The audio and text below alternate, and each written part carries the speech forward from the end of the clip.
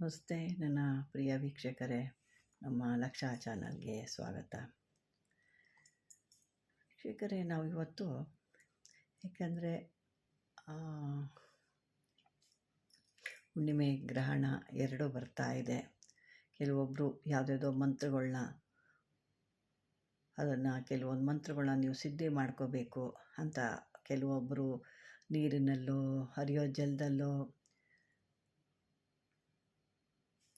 ಒಂದು ಕೊಳದಲ್ಲೋ ಎಲ್ಲೋ ಒಂದು ಕಡೆ ಇಲ್ಲ ಎಲ್ಲಾದರೂ ಒಂದು ಜನಗಳ ಒಂದು ಶಬ್ದ ಇಲ್ದಿರೋ ಕೂಡ ಪ್ರಶಾಂತವಾಗಿರೋ ಸ್ಥಳದಲ್ಲೋ ಅಥವಾ ಕಾಡಲ್ಲೋ ಕೆಲವೊಬ್ಬೊಬ್ರದ್ದು ಒಂದೊಂದು ಸಿದ್ಧಿ ಮಾಡ್ಕೊಳ್ತಾರೆ.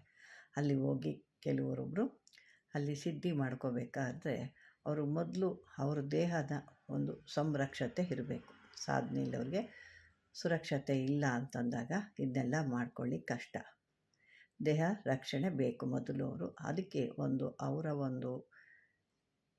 ಸಾಧನೆಗೆ ಯಾವುದು ಅಡೆತಡೆ ಬರಬಾರ್ದು ಅಂದರೆ ಈ ಒಂದು ಮಂತ್ರನ ನೀವು ಸಿದ್ಧಿ ಮಾಡ್ಕೊಳ್ಳಿ. ಅದು ಹೇಗೆ ಏನು ಅಂತ ಹೀಗೆ ತಿಳ್ಕೊಳ್ಳೋಣ. ಅದಕ್ಕೂ ಮುಂಚೆ ಒಬ್ಬರು ಇಲ್ಲಿ ನಾನು ಕಳೆದ ವಿಡಿಯೋದಲ್ಲಿ ಈ ರೀತಿ ಹುಚ್ಚುಚ್ಚುರ ಥರ ಹಾಡ್ತಾರೆ, ಅವ್ರಿಗೆ ಇಂಥದ್ದೊಂದು ಹಾಕಿ ಇಂಥದ್ದು ಮಾಡಿ ಅಂತ ಹೇಳಿದೆ.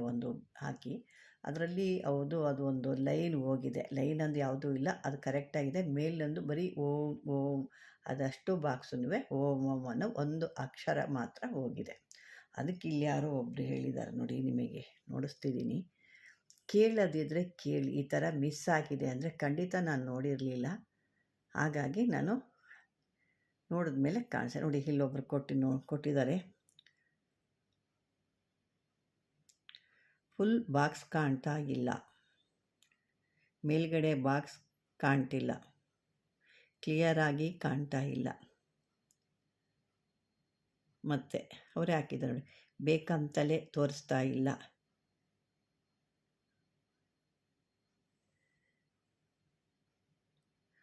ದುಡ್ಡಿಗಾಗಿ ಎಲ್ಲ ಫ್ರಾಡು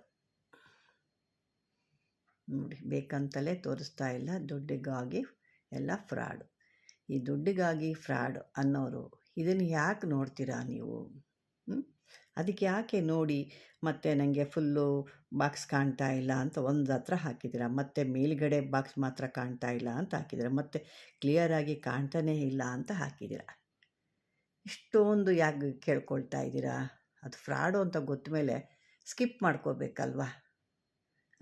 ವೀಕ್ಷಕರೇ, ಸುಮ್ಮನೆ ಮಾತಾಡಿ ಅದನ್ನು ಇರೋ ಒಂದು ವಿದ್ಯೆನ ಕಳ್ಕೊಳ್ಳೋ ಮೂಡ್ರಾಗಬೇಡ್ರಿ. ನಿಮಗೆ ಬೇಕಾಗಿದೆಯಾ, ಅದರಲ್ಲಿ ತಪ್ಪಿದೆಯಾ ಹೇಳಿ, ಈ ಥರ ಒಂದು ಮಿಸ್ ಆಗಿದೆ ಅಥವಾ ಯಾವುದೋ ಒಂದು ತಪ್ಪಾಗಿದೆ, ಅದು ಖಂಡಿತ ಮುಂದಿನ ವಿಡಿಯೋ ನಾನು ಕೊಡ್ತೀನಿ. ಅದು ಬಿಟ್ಟು ಈ ರೀತಿಯೆಲ್ಲ ಯಾರ ಮಾತು ಕೇಳ್ಕೊಂಡು ಹೇಳ್ತಿದ್ದೀರೋ ಅಥವಾ ಯಾರು ಹೇಳ್ಕೊಟ್ಟು ಮಾಡ್ತಾಯಿದ್ದೀರೋ ಅಂತ ನನಗೆ ಗೊತ್ತಿಲ್ಲ. ನಿಮ್ಮ ಕರ್ಮಕ್ಕೆ ನೀವು ಹೋಗ್ತೀರಾ, ಅಷ್ಟು ಬಿಟ್ಟರೆ ಬೇರೆ ಏನೂ ನಾನು ಹೇಳೋದಿಲ್ಲ ಇನ್ನು ಮುಂದೆ. ಹಾಗಾಗಿ ಬನ್ನಿ, ಅದನ್ನು ಏನೂ ಇಲ್ಲ, ಅದು ಲಾಸ್ಟಲ್ಲಿ ಏನು ಒಂದು ಬಾಕ್ಸ್ ಇದೆ, ಬಾಕ್ಸ್ ಎಲ್ಲ ಕಾಣ್ತಾ ಇದೆಯಲ್ವ ನಿಮಗೂ, ನೀವು ನೋಡ್ತಾ ಇದ್ದೀರಾ. ನಾನು ಅದನ್ನು ಕೂಡ ಕ್ಲಿಯರ್ ಮಾಡ್ತೀನಿ, ಯಾಕೆಂದರೆ ಕೆಲವು ಕಿಡಿಗಳಿಗೆ ಬರೀ ಅದೇ ಕೆಲಸ.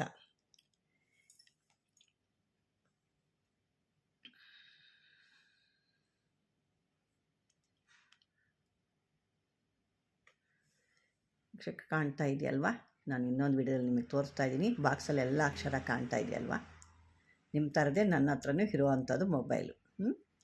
ನೋಡಿ, ಬಾಕ್ಸೇ ಕಾಣ್ತಾ ಇಲ್ಲ, ಕ್ಲಿಯರಾಗಿ ಕಾಣ್ತಿಲ್ಲ, ಏನೂ ಇಲ್ಲ. ಈ ರೀಮ್ ಅಂತೇನಿದೆ ಅದ್ರ ಮೇಲೆ ಬಂದು ಓಂ ಓಂ ಓಂ ಅಂತ ಬರುತ್ತೆ, ಇಷ್ಟೇ, ಬೇರೆ ಏನು ಬರಲ್ಲ. ಅದು ಮಿಸ್ ಆಗಿದೆ, ಅದನ್ನು ಮಾಡಬೇಕೆ.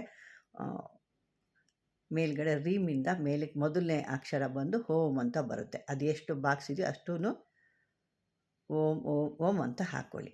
ಇದು ಬೇಕಾದರೆ ಕೇಳ್ಬೋದಾಗಿತ್ತು, ಅದಕ್ಕೆ ಇಷ್ಟು ಒಂದು ಮೈಲಾರ ಸುತ್ಕೊಂಡು ಯಾಕೆ ಬರಬೇಕಾಗಿತ್ತು ಅಲ್ವಾ? ಅದು ನಿಮಗೆ ಅದು ಸರಿ ಅನಿಸುತ್ತೋ ಸರಿ ಅನಿಸಲ್ವೋ, ಈ ರೀತಿ ಮಾಡಿ ವಿದ್ಯೆ ಕಲಿಯೋದು ಅದು ಎಷ್ಟು ನಿಮಗೆ ವಿದ್ಯೆ ಸೇರುತ್ತೋ ನನಗೂ ಗೊತ್ತಿಲ್ಲ. ಬನ್ನಿ, ಈಗ ಯಾರು ಏನು ಮಾಡಿದ್ರು ಅವ್ರವ್ರ ಕರ್ಮಕ್ಕೆ ಅವ್ರು ಹೋಗ್ತಾರೆ, ಇಷ್ಟು ಬಿಟ್ಟರೆ ಬೇರೆ ಏನೂ ಹೇಳಲಿಕ್ಕಾಗಲ್ಲ. ಕರ್ಮ ಅನ್ನೋದವರು ಬೆನ್ನಿಂದೆ ಆದಾಗ ಬಾಯಲ್ಲಿ ಈ ರೀತಿಯೆಲ್ಲ ಮಾತಾಡಿಸ್ತವೆ. ಆ ಕರ್ಮ ಅನ್ನೋದವ್ರಿಗೆ ಬೆನ್ನಲ್ಲಿ ಆಡಬೇಕಲ್ವ, ಬಾಯಲ್ಲಿ ತೋರಿಸ್ತದೆ. ಈ ರೀತಿಯಾಗಿ ನೀವು ಒಳ್ಳೆಯ ಒಂದು ದಿವಸದಲ್ಲಿ ಯಾವುದಾದ್ರು ಒಂದು ಶುಭ ಮುಹೂರ್ತದಲ್ಲಿ ಅಥವಾ ಗ್ರಹಣ ಕಾಲದಲ್ಲಿ, ನಾನು ಗ್ರಹಣ ಕಾಲದಲ್ಲೇ ಮೊನ್ನೆ ನಿಮ್ಗೆ ಹೇಳಕ್ಕೆ ಬಂದಿದ್ದು, ಮಂಗಳವಾರ ಗ್ರಹಣ ಇದೆ. ಅವತ್ತು ನೀವು ಗ್ರಹಣ ಕಾಲದಲ್ಲಿ ಪ್ರಾರಂಭ ಆದಾಗಲಿಂದ ಹಿಡಿದು ಅಂತ್ಯ ಆಗೋವರೆಗೂ ಇದನ್ನು ಸಂಪೂರ್ಣವಾಗಿ ಗ್ರಹಣ ಅವಧಿಯಲ್ಲೇ ನಿರಂತರವಾಗಿ ಜಪ ಮಾಡಿ ಸಿದ್ಧಿ ಮಾಡ್ಕೋಬೇಕು. ಇದ್ರದ್ದು ಒಂದು ವಿಶೇಷತೆ ಏನಂದರೆ, ಇದು ಏಕಾಗ್ರ ಚಿತ್ತದಿಂದ ನಿಮಗೆ 10-15 ನಿಮಿಷಗಳು ಜಪಿಸಿದರೂ ಕೂಡ ನಿಮಗೆ ಸಾಕು, ಜಪ ಮಾಡಿದ್ರೂ ಸಾಕು, ನಿಮಗೆ ಅದು ಸಿದ್ಧಿ ಆಗಿಬಿಡುತ್ತೆ. ಏಕೆಂದರೆ ಸ್ಟಾರ್ಟಿಂಗಿಂದ ಹಿಡಿದು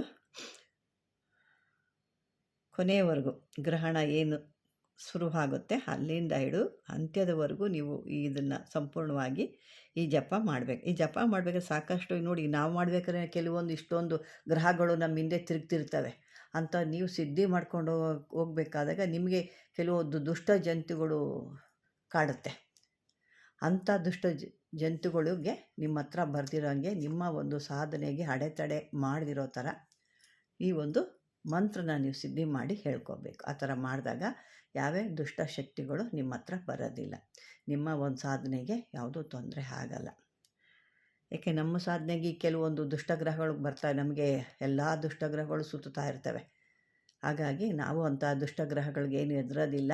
ಅವಕ್ಕೆ ಎಲ್ಲೆಲ್ಲಿ ಏನೇನು ಮಾಡಬೇಕು ಅಂತ ಗೊತ್ತು, ಅಲ್ಲಲ್ಲೇ ಅದನ್ನು ಮುಗಿಸ್ತೀವಿ.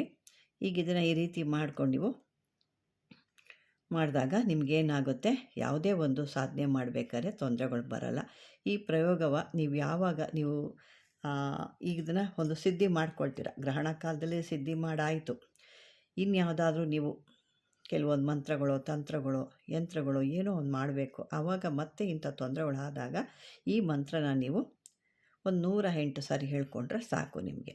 ಆವಾಗೇನಾಗುತ್ತೆ, ನಿಮ್ಮ ಎಲ್ಲ ಕೆಲಸಗಳು ಎಲ್ಲ ಕಾರ್ಯಗಳು ಕೂಡ ನಿರ್ವಿಘ್ನವಾಗಿ ಯಾವುದೇ ತೊಂದರೆ ಇಲ್ಲದೆ ಸಾಧನೆ ಭಾಳ ಈಸಿಯಾಗಿ ನಡೆಯುತ್ತೆ.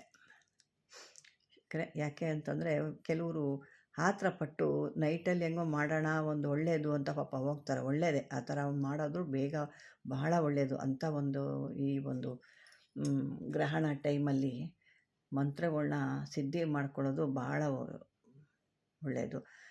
1,00,000 ಬೇರೆ ದಿವಸ ಆದರೆ 1,00,000 ಹೇಳೋದು, ಈ ಗ್ರಹಣ ಟೈಮಲ್ಲಿ ನೀವು 108 ಹೇಳಿದ್ರೆ ಸಾಕು, ಅಷ್ಟು ಅದ್ಭುತವಾಗಿ ಕೆಲಸ ಮಾಡುತ್ತೆ. ಆದರೆ ನೀವು ಆರೋಗ್ಯವಾಗಿ ನೀವು ಸುರಕ್ಷಿತವಾಗಿರಬೇಕಲ್ವ, ಮೊದಲು ನೀವು ಸುರಕ್ಷತೆ ಮಾಡಿಕೊಳ್ಳಿ, ನಿಮ್ಮ ಸಾಧನೆಗೆ ಸುರಕ್ಷತೆ ಆಗಲಿ ಈ ಮಂತ್ರ ಅಂತ ಹೇಳ್ತಾ ವೀಕ್ಷಕರೇ, ಈ ಗ್ರಹಗಳಿಂದ ದೂರ ಇರಿ ಅಂತ ಹೇಳ್ತಾ ಈ ಒಂದು ವಿಡಿಯೋ ನಿಮ್ಗೆ ಇಷ್ಟವಾದರೆ ಲೈಕ್ ಮಾಡಿ, ಶೇರ್ ಮಾಡಿ, ಸಬ್ಸ್ಕ್ರೈಬರ್ ಮಾಡ್ಕೊಳ್ಳಿ ಅಂತ ಹೇಳ್ತಾ ಇದುವರೆಗೂ ವಿಡಿಯೋ ನೋಡಿ ಧನ್ಯವಾದಗಳು ಬಾಂಧವರೇ.